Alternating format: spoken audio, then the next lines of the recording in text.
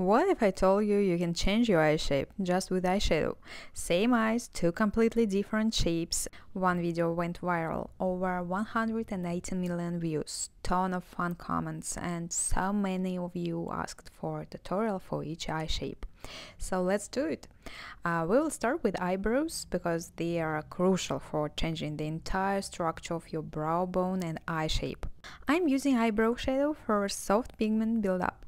On the Foxy side, the brow should be thinner, more elongated and slightly lifted at the tail. We are opening up this outer space, even if you have a bit of extra skin here, like I do. We'll correct that later with a shadow placement.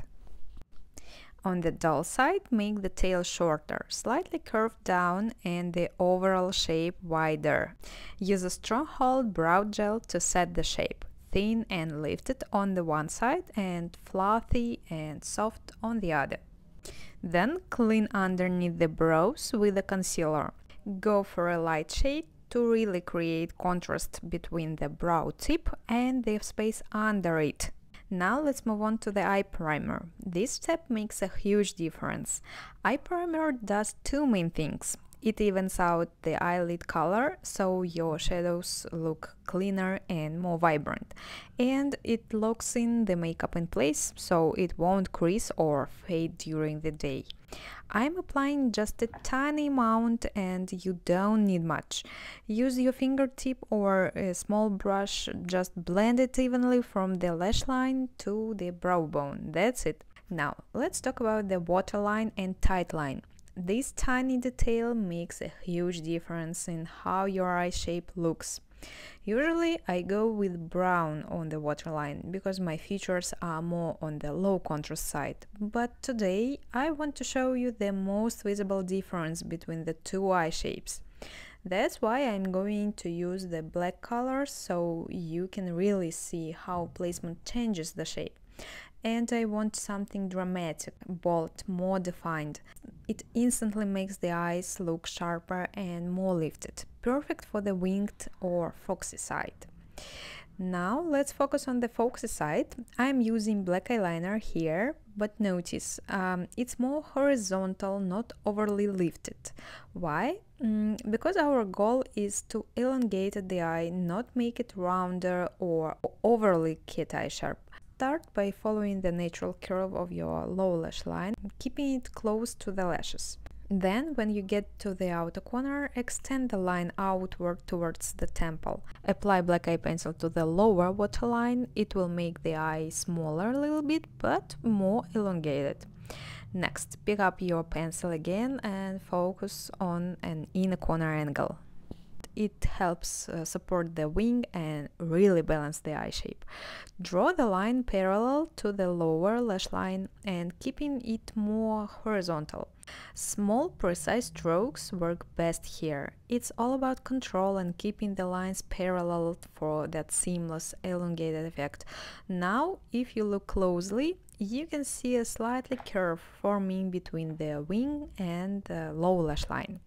For the foxy eye, we actually want a straighten connection here.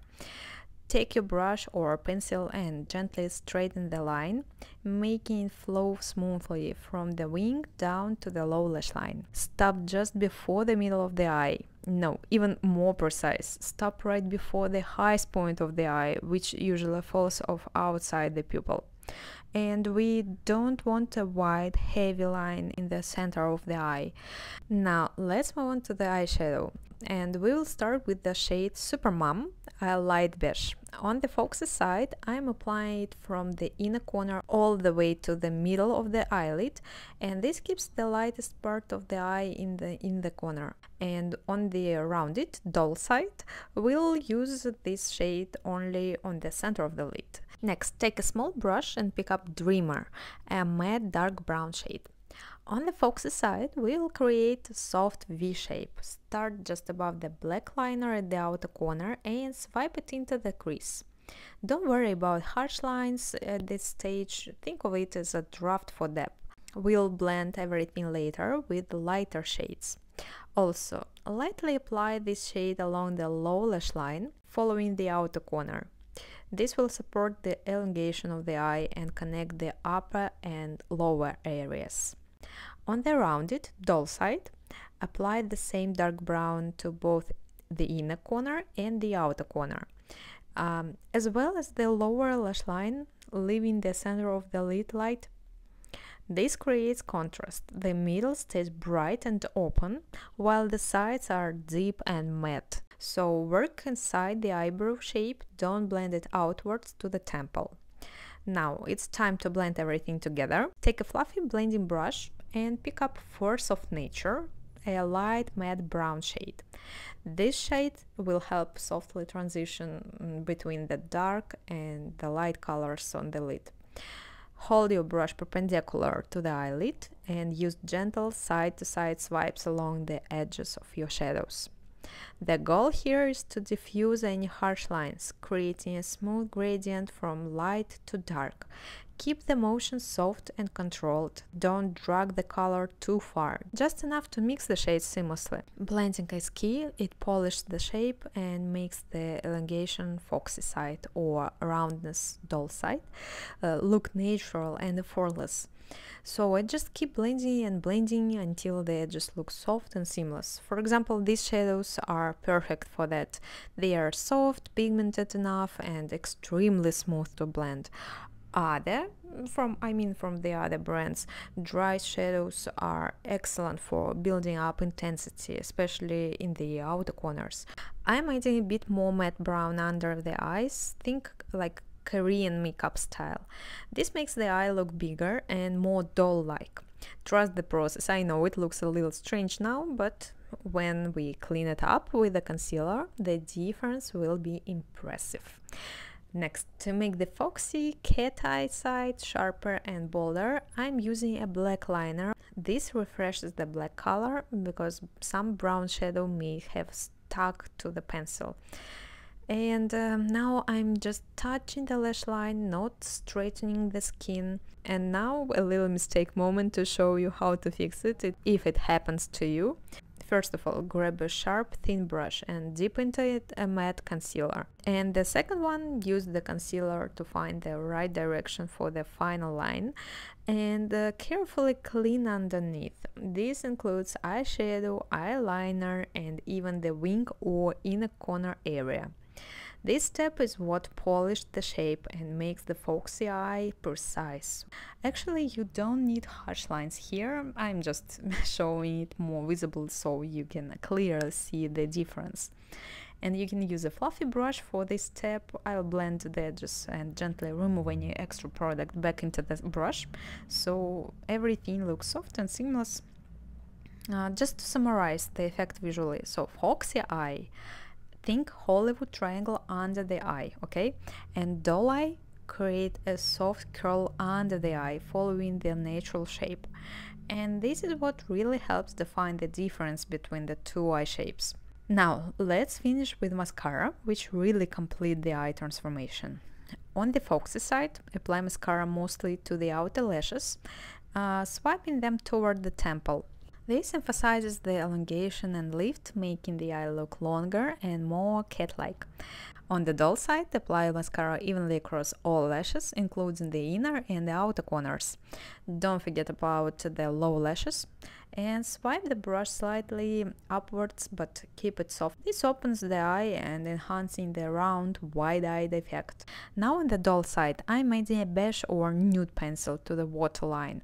This immediately opens up the eye and makes it look bigger and more awake. This trick is to stay close to the lash line. This subtle step enhancing the round, soft effect we create with the shadows and the eyeliner. On the Foxy eyes side, I'm creating a straight line on the lips, which complements the elongated, sharp look of the eye. On the doll side, I'm shaping the lips more rounded, softer and just fuller to match the open circle eye shape. Next, I add a gray pencil. I'll go quite dark at first, then blend and remove some of it just to make it look balanced with the bold eye makeup. This step adds subtle dimension and structure. Next, let's talk about blush placement. I usually apply 3 small dots along the cheekbone, keep it higher and more sculpted. On the doll-like side, apply the blush directly on the apple of the cheek. Use a fluffy brush to blend it. I'm using a new one and I absolutely love it. The Japanese quality is amazing. It's so soft, almost like a cat paw, and it blends the blush perfectly without harsh lines. Blending is a key here. Make sure the color gradually fades into the skin for a natural finish. Now let's move on to bronzer. Focus on under the cheekbone and swipe slightly upward toward the temple. This reinforces the elongated, lifted look of the Foxy eye and adds structure to the face. On the doll side, apply bronzer along the natural curve of the cheek, enhancing the apple of the cheek. Next, let's add highlighter. On the Foxy eye side, I apply highlighter just to the highest point of the cheekbones. This just adds a subtle glow that complements the sharp cat eye look. On the doll eye side, place highlighter on the apple of the cheek.